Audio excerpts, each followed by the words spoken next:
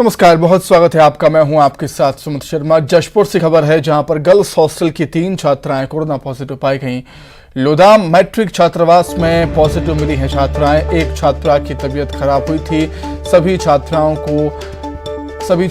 का corona test करवाया गया। पॉजिटिव छात्राओं को होम आइसोलेट कर दिया गया है। हॉस्टल में कोरोना पॉजिटिव मिलने से हड़कंप मच गया।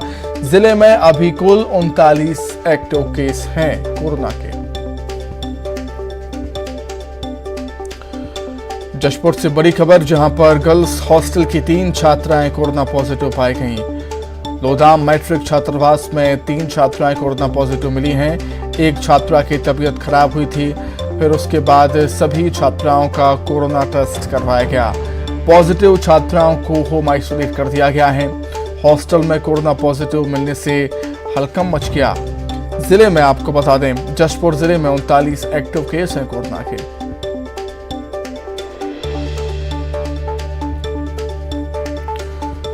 तो धीरे धीरे हम देख रहे हैं कि छत्तीसगढ़ में भी एक बार फिर से कोरोना अपने पैर पसार रहा है और हर दिन केसेस की संख्या धीरे धीरे ही सही लेकिन बढ़ती ही जा रही है। जशपुर की बात हम कर रहे हैं यहाँ पर, जहाँ पर गर्ल्स हॉस्टल की 3 छात्राएं कोरोना पॉजिटिव मिली। लोदाम मैट्रिक छात्रावास में छात्राएं कोरोना पॉजिटिव पाई गई हैं। एक छात्रा की तबीयत खराब हुई थी, फिर उसके बाद सभी का कोरोना टेस्ट हुआ, जिनमें से 3 छात्राएं कोरोना पॉजिटिव पाई गई।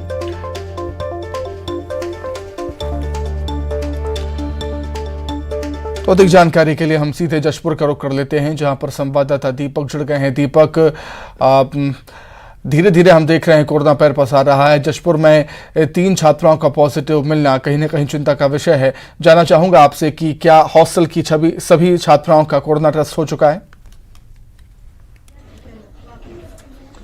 जी सुमित, मैं आपको बता दूं कि आज सुबह जो है लोदाम प्री एंड पोस्ट मैट्रिक की एक छात्रा की तबीयत खराब हो गई थी, जिसके बाद उसे इलाज के लिए अस्पताल ले जाया गया, जहां पर उसका चेकअप किया गया तो वो छात्रा जो है पॉजिटिव निकली। उसके बाद जो है प्रशासन में हड़कंप मच गया। शिक्षा विभाग के अधिकारी वहां पर पहुंचे और हॉस्टल की बाकी छात्राओं का भी वहां पर टेस्ट कराया गया और इसमें से लगभग 2 छात्राएं और कोरोना पॉजिटिव निकली हैं। तो मतलब उस हॉस्टल से 3 छात्राएं जो है वो कोरोना पॉजिटिव निकली हैं। अब इसके बाद जो है प्रशासन के आला अधिकारी मौके पर पहुंच चुके हैं और जितनी भी छात्राएं हैं उनको हॉस्टल में ही क्वारंटीन किया जा रहा है। 1 सप्ताह के लिए सारी छात्राएं हॉस्टल में रहेंगी और जो स्टाफ भी थे जो उन छात्राओं के संपर्क में आए थे उनको भी हॉस्टल में ही रखा जाएगा और 1 सप्ताह बाद फिर से सभी का टेस्ट किया जाएगा। बहरहाल जो 3 छात्राएं जो पॉजिटिव आई हैं उनको होम आइसोलेट का आदेश दे दिया गया है। उनको उनके घर भेज दिया गया है और वहीं पे वो आइसोलेट रहेंगे। और जिस तरीके से एक बार फिर से कोरोना पैर पसार रहा है, उसके लिए कहीं न कहीं लोगों को जागरूक होने की जरूरत है। प्रशासन को भी यहाँ पे जरूरत है कि लोगों को जो है कोरोना गाइडलाइन का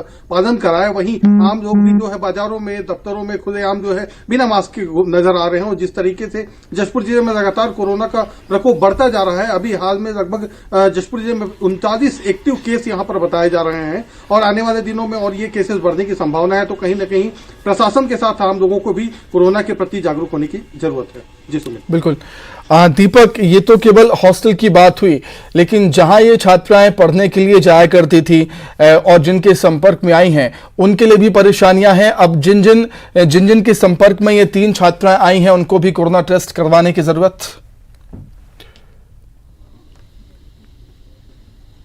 बिल्कुल सुमित, क्योंकि ये छात्राएं जो है हॉस्टल में रहती थी और हॉस्टल के अलावा ये पढ़ाई करने के लिए स्कूल जाती थी। उसके अलावा कई लोगों से दिन भर में ये मुलाकात करती रही होंगी। इनके परिजन भी इनसे मिलने बीच बीच में आते रहे होंगे। तो ऐसे में बहुत ज्यादा यहाँ पर खतरा बढ़ा हुआ है और इनके जो कॉन्टेक्ट ट्रेसिंग है वो करने की जरूरत है कि ये किन किन लोगों के संपर्क में आए हैं और उनकी भी यहाँ पर टेस्टिंग की जरूरत है।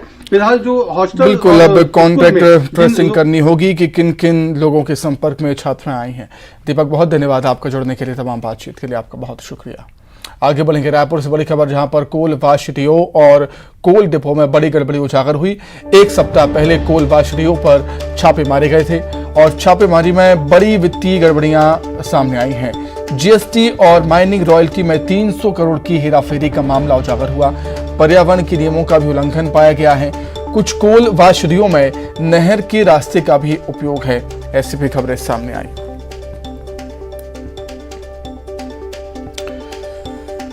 तो राजधानी रायपुर से बड़ी खबर, कोल वाशडियो और कोल डिपो में बड़ी गड़बड़ी उजागर हुई। एक सप्ताह पहले कोल वाशरियों पर छापे भी मारे गए थे और छापेमारी में बड़ी वित्तीय गड़बड़ियों का खुलासा हुआ। जीएसटी और माइनिंग रॉयल्टी में 300 करोड़ की हेराफेरी का खुलासा हुआ है और इसके साथ ही पर्यावरण के नियमों का उल्लंघन भी पाया गया है, जो गड़बड़ियां सामने आई उनमें भी। और कुछ कोल वाशरियों में नहर के रास्ते का उपयोग भी सामने आया है।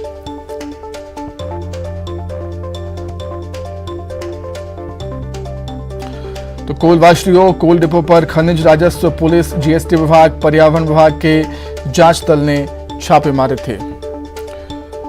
चलिए अधिक जानकारी के लिए सीधे राजधानी रायपुर का रुख कर लेते हैं। ममता लांजेवार लाइव हमारे साथ जुड़ गई हैं। ममता, क्या कुछ अपडेट और क्या कुछ और जानकारी है आपके पास इस मामले को लेकर?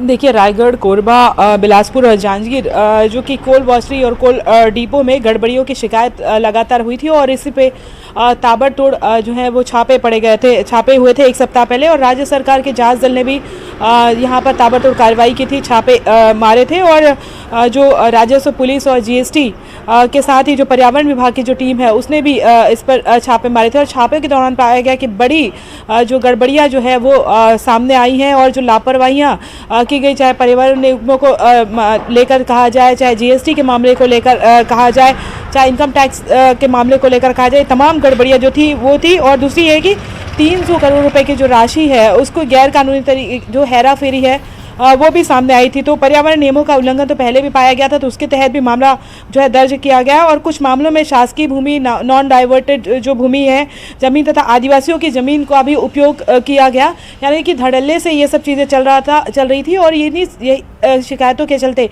ये छापेमारी की गई। और अब जो है ये भी सामने आया, जो कुछ कोल वाशरियाँ हैं वो नहर के रास्ते से गैर कानूनी तरीके से जो है वो उपयोग कर रही थी, पानी का भी उपयोग कर रही थी और नहर का उपयोग कर रही थी। तो इसमें जो है अभी ये जो एक रिलीज जारी है राज्य सरकार की तरफ से, उसमें ये कहा गया है कि पूरी जो विस्तृत जांच है उसके लिए एक सप्ताह और लगेगा। लेकिन ये ज़रूर है कि इतनी सारी गड़बड़ियां सामने आई हैं, तो इस मामले में जो लगातार जो है वो मामले भी दर्ज किए जा रहे हैं और बड़ी कार्रवाई जो है आने वाले समय में सामने आएगी और कई लोगों के ऊपर जो है वो शिकंजा कसेगा जी।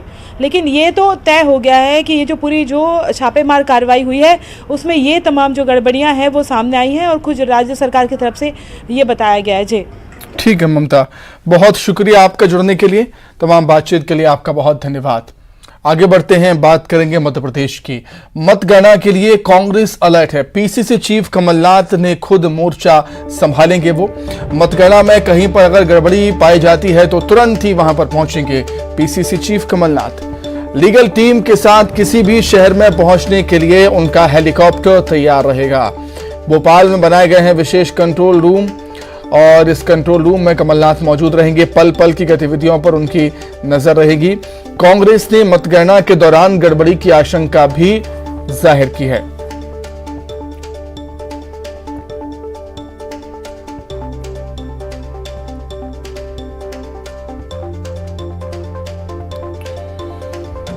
तो मतगणना के लिए कांग्रेस अलर्ट है। पीसीसी चीफ कमलनाथ खुद मोर्चा संभालेंगे मतगणना में, मतलब काउंटिंग में कल अगर कहीं भी गड़बड़ी की शिकायतें मिलती हैं, गड़बड़ी की खबरें सामने आती हैं तो वहां पर तुरंत कमलनाथ पहुंचेंगे। लीगल टीम के साथ किसी भी शहर में पहुंचने के लिए उनका हेलीकॉप्टर तैयार रहेगा। बैलेट से जो चुनाव हुए हैं उसके परिणाम आप देख रहे हैं कि आपके सामने है कि हमारी 60% 70% जगह पर हमारी जीत हुई है। भारतीय जनता पार्टी उसको कुछ तरीके से बोल रही है।